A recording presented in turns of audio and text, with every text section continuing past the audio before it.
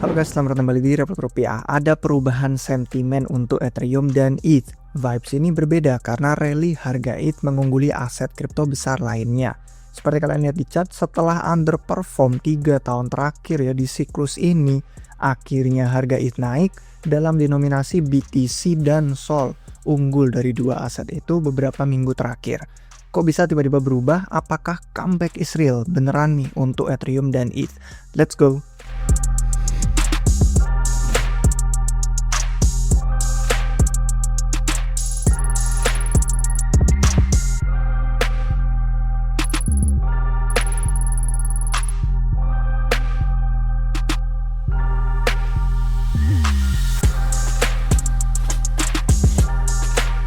Oke guys, jadi kita bahas lengkap hari ini mulai dari yang pertama itu dari sisi Wall Street. Nah, jadi kalau kita ngomongin soal siklus ini kan dipimpin sama BTC dan uang institusional. Tapi sebelumnya ETH itu nggak punya perwakilan yang bagus untuk Wall Street. Yang dipanggil ke CNBC untuk bahas ETF Ethereum malah akhirnya seorang maksimalis Bitcoin, si Anthony Pompliano. Nah, sekarang udah berubah nih. Bulls Ethereum kayak Tom Lee Van Strat, Joe Lubin Consensus, dan Viveknya Etherealize itu mewakili Ethereum di hadapan Wall Street. Nanti kita bakal bahas lebih lanjut. Kalau misalkan kalian sudah pernah nih nonton Short RR bulan lalu, pasti tahu yang namanya Etherealize, tadi yang salah satu kita sebutin, itu pernah bikin laporan namanya ETH sebagai digital oil, minyak digital yang potensi harganya itu sampai ke $700.000 per koinnya ETH. Nah, nanti kita bakal bahas lebih lanjut, tapi intinya institusi TradFi dari Wall Street itu pada mulai promosi narasi yang bullish tentang Ethereum dan untuk aset ETH itu sendiri juga. Fidelity itu salah satu manajer aset terbesar yang kalau misalkan kita ngeliat di Wikipedia itu terbesar ketiga dalam jumlah aset yang mereka kelola. Dan minggu lalu, Fidelity itu merilis laporan yang sangat bullish tentang ETH sebagai uang ekonomi digital. Nah, analisis mereka bahkan lebih teliti nih daripada banyak laporan kripto, dan Fidelity membagikan sebuah framework mirip kayak mengukur PDB negara untuk bisa menilai aktivitas ekonomi Ethereum. Pertama, Wall Street. Yang kedua, stablecoin. Nah, permintaan stablecoin itu juga meledak. Kalau misalkan kita ngelihat chart dari DeFi lama, ini sejak tahun 2020 sudah bertumbuh lebih dari 50 kali lipat. Bahkan TradFi pun terpesona, gimana enggak. Circle penerbit stablecoin USDC yang baru aja IPO itu kan valuasi awalnya $5,4 miliar. Sekarang valuasinya lebih dari $50 miliar. Jadi itu hampir naik 10 kali lipat. Return yang gila banget bahkan untuk di kripto. Nah, menurut Electric Capital, di diagram ini atau bagan ini ada 3 hal yang menurut mereka perlu untuk sebuah sistem keuangan itu ditenagai oleh stablecoin. Yang pertama, akses global. Siapapun yang punya internet seharusnya bisa akses. Kedua, keamanan institusional. Itu butuh keamanan tinggi yang bisa diandalkan. Yang ketiga, tahan intervensi pemerintah. Jadi bisa menghadapi kalau ada yang membatasi akses untuk dolar. Saat ini, hanya Ethereum yang memenuhi semua keperluan untuk jadi blockchain-nya stablecoin dunia. Nah, tampak jelas kalau di data, kalian bisa cek sendiri itu memang lebih dari setengah, lebih dari 50% stablecoin ada di L1 Ethereum.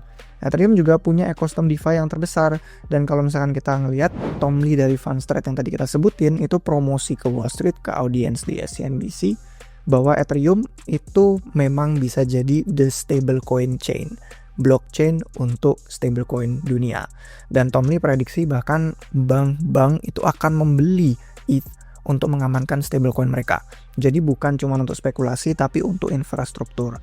Nah, sebagai blockchain untuk stablecoin, Ethereum diuntungkan secara langsung dengan kenaikan harga melalui flywheel. Nah, flywheel ini juga yang muncul dari chart buatan laporannya Electric Capital tadi. Jadi, demand stablecoin bertumbuh, lebih banyak supply dan aktivitas on-chain di Ethereum, ETH digunakan sebagai jaminan, harga ETH menguat, semakin banyak institusi membangun produk di Ethereum. Jadi yang pertama Wall Street, kedua stablecoin, sekarang ketiga tentang treasury.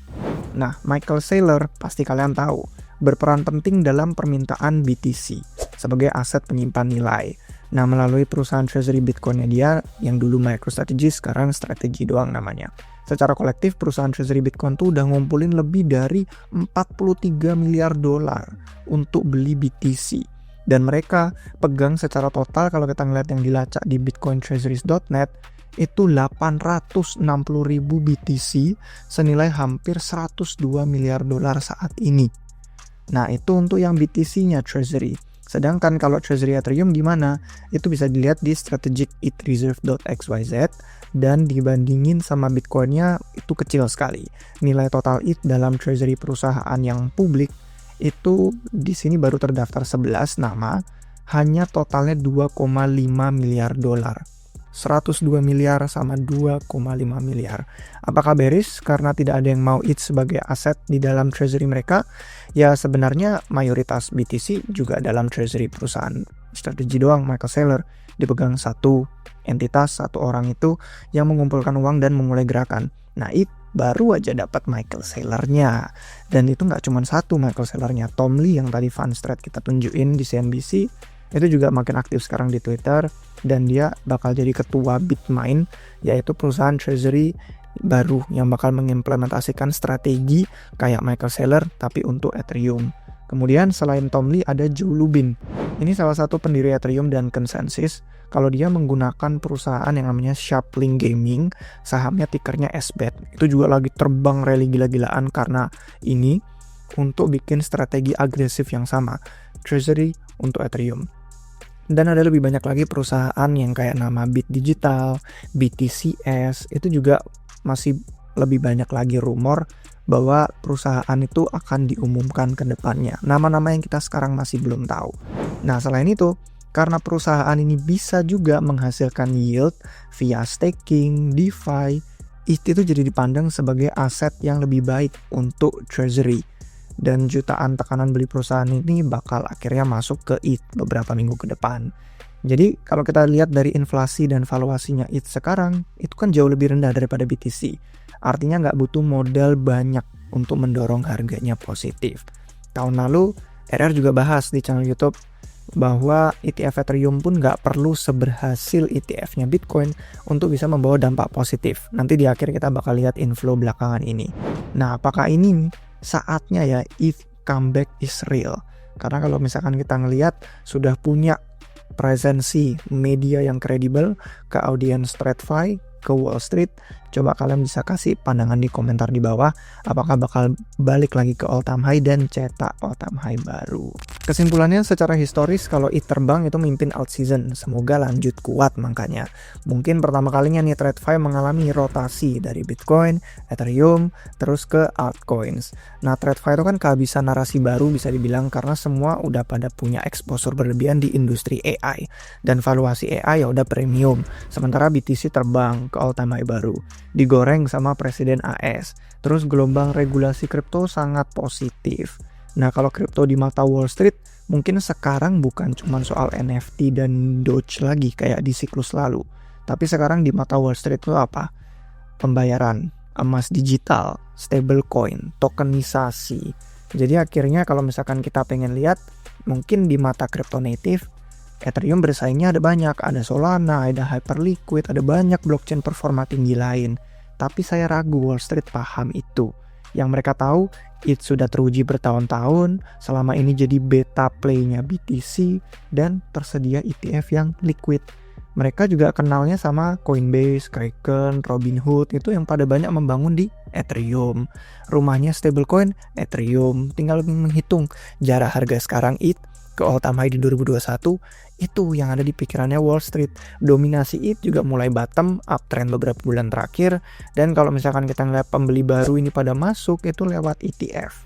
Dengan inflow yang kalau kita lihat, naik terus sejak bulan Maret. Saham perasaan treasury ETH kayak SBET tadi kita sebutin, mulai terbang, nambah lagi leverage ke dalam pasar.